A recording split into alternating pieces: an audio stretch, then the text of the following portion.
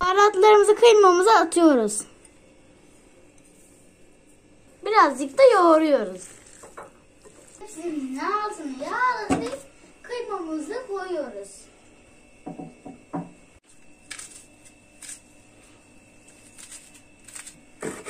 Soğanlarımızı doğruyoruz. Sarımsaklarımızı doğruyoruz. Ardından onu da tepsiye koyuyoruz. Biberlerimizi doğruyoruz.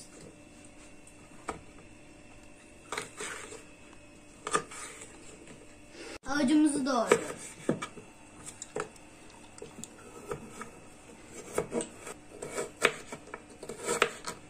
Kırmızı biberlerimizi doğruyoruz. Maydanozlarımızı doğruyoruz. Patateslerimizi kesiyoruz.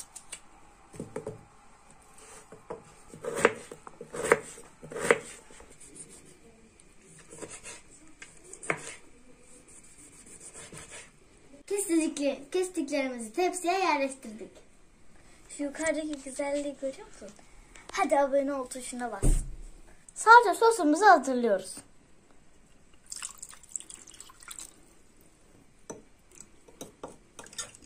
Salça sosumuzu döküyoruz.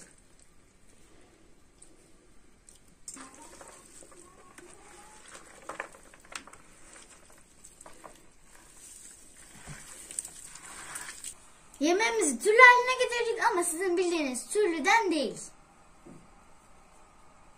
Yağlı kağıdımızı suya sokuyoruz. Yemeğimiz yanmaması için üstüne koyuyoruz.